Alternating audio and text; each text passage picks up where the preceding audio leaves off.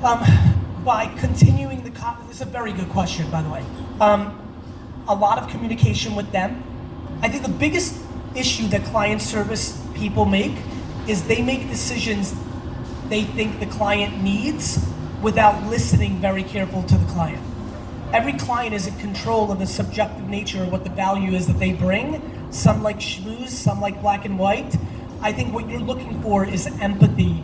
The best client service people have deep empathy, which gives them the ability to know which way to turn. The way I empower them is by having the conversation around this with them and then watching what they do with it, not by caging them into something. But it's a very human thing.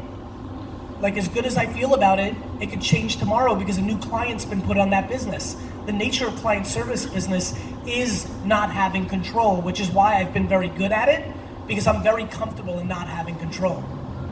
You're in control of firing your client service people. That's what you have. Not super complicated. You just need to know what you signed up for.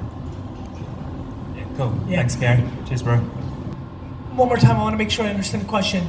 So I'm actually developing a marketing agency like you. I understand. Yeah. So if you are not in, if you don't born in America, or if you're not in Singapore, if you in a developing country or a third country, how would you start up a company?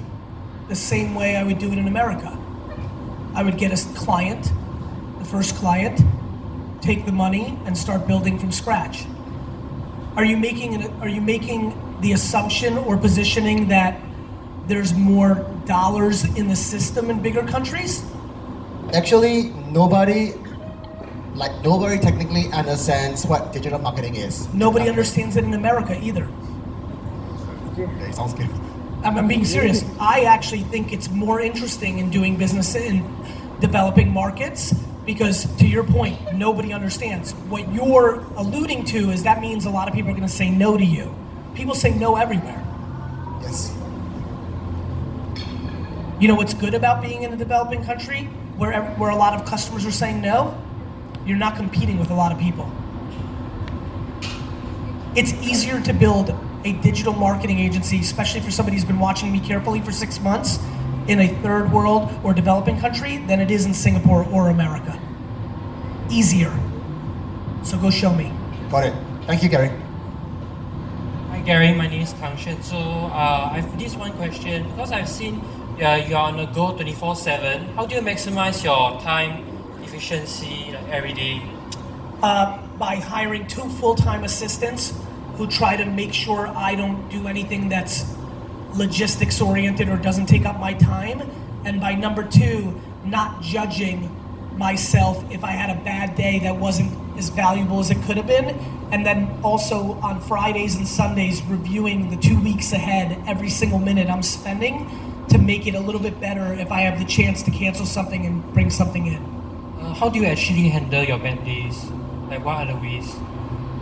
I mean, I don't have a lot of bad days, mainly because I made my bed. Like, I think if you're a CEO or a founder or an entrepreneur, I don't think it's acceptable to kind of almost acknowledge bad days. Not that you should suppress feelings. Like, my bad days are handled with perspective. If my family is healthy, and losing a big client or having an issue in my business is not a bad day. It's about perspective. The CEO of Pepsi, Indra, canceled my meeting with her the other day, and I probably won't see her now for 6 months. It was a meeting I was looking forward to for 3 or 4 months. Very important. I thought it could really set up VaynerMedia for 2019. It got canceled. I doubt that I will see her the rest of the year. I didn't consider that a bad day. I considered that part of the game. Like, I hate it. I wish it happened. But I think too many people consider things bad day because a client service person fucked up. So you have to put things in perspective. Okay, thank you. You're welcome. Hi Gary, my name is Shannon, and Hey, Shannon. I'm into restoring lives. Good. So with your latest book being titled Crushing It, Yes. can you share about a time when you were really crushed? Like what happened and how did you overcome it?